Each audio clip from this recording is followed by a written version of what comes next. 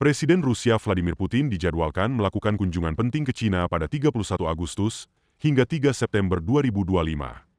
Agenda pertama berlangsung di Tianjin, di mana Putin akan menghadiri konferensi tingkat tinggi atau KTT Organisasi Kerja Sama Shanghai, SCO.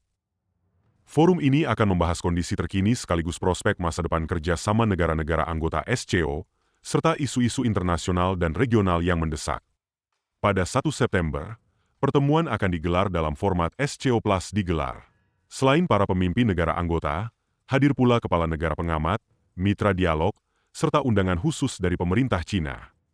Keesokan harinya, 2 September, agenda berlanjut di Beijing dengan pertemuan trilateral antara Rusia, China, dan Mongolia. Putin bersama Presiden Xi Jinping serta Presiden Uhna Agin Hurelsuh akan membahas prioritas kerja sama tiga negara. Pada hari yang sama, Putin juga dijadwalkan mengadakan pembicaraan tingkat tinggi dengan Xi Jinping, menekankan upaya memperkuat kemitraan strategis komprehensif dan kerjasama praktis di berbagai bidang. Selain itu, topik global, regional, dan koordinasi dalam organisasi multilateral akan turut dibicarakan. Puncaknya, pada 3 September, Presiden Putin hadir sebagai tamu kehormatan dalam parade militer peringatan 80 tahun kemenangan atas Jepang dan berakhirnya Perang Dunia Kedua, sebuah momen bersejarah yang dipusatkan di Beijing. Selain itu, Putin juga direncanakan melakukan sejumlah pertemuan bilateral dengan pemimpin negara lain di sela-sela acara. Presiden Indonesia Prabowo Subianto sedianya juga diundang sebagai tamu kehormatan dalam acara parade militer peringatan 80 tahun kemenangan atas Jepang dan berakhirnya Perang Dunia Kedua ini. Namun karena kondisi politik di dalam negeri memburuk, Prabowo memilih membatalkan kunjungan ke Cina ini agar bisa fokus menyelesaikan persoalan di dalam negeri. Bapak Presiden Prabowo Subianto dengan kerendahan hati dan dengan memohon maaf kepada pemerintah Tiongkok, beliau memutuskan untuk belum dapat menghadiri undangan dari pemerintah Tiongkok.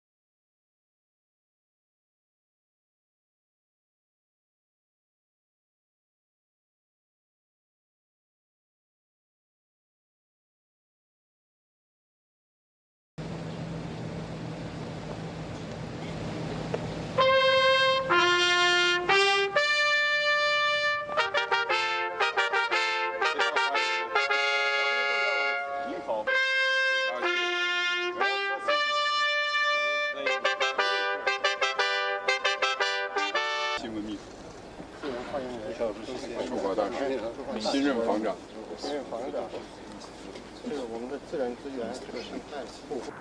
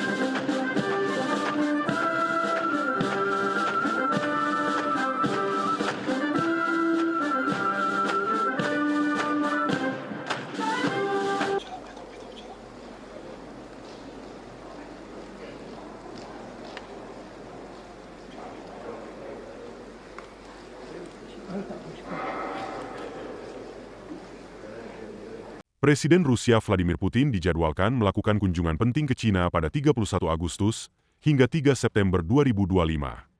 Agenda pertama berlangsung di Tianjin, di mana Putin akan menghadiri konferensi tingkat tinggi atau KTT Organisasi Kerjasama Shanghai, SCO. Forum ini akan membahas kondisi terkini sekaligus prospek masa depan kerjasama negara-negara anggota SCO, serta isu-isu internasional dan regional yang mendesak.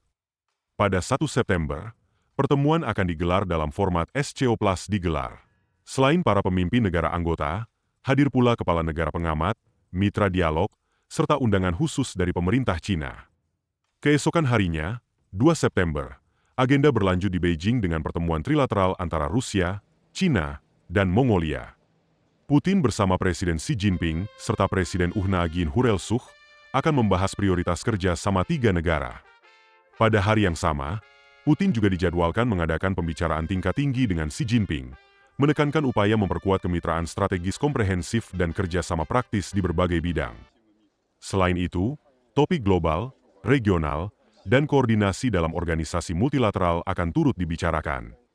Puncaknya, pada 3 September, Presiden Putin hadir sebagai tamu kehormatan dalam parade militer peringatan 80 tahun kemenangan atas Jepang dan berakhirnya Perang Dunia Kedua, sebuah momen bersejarah yang dipusatkan di Beijing. Selain itu, Putin juga direncanakan melakukan sejumlah pertemuan bilateral dengan pemimpin negara lain di sela-sela acara. Presiden Indonesia Prabowo Subianto sedianya juga diundang sebagai tamu kehormatan dalam acara parade militer peringatan 80 tahun kemenangan atas Jepang dan berakhirnya Perang Dunia Kedua ini. Namun karena kondisi politik di dalam negeri memburuk, Prabowo memilih membatalkan kunjungan ke Cina ini agar bisa fokus menyelesaikan persoalan di dalam negeri. Bapak Presiden Prabowo Subianto dengan kerendahan hati dan dengan memohon maaf kepada pemerintah Tiongkok, beliau memutuskan untuk belum dapat menghadiri undangan dari pemerintah Tiongkok.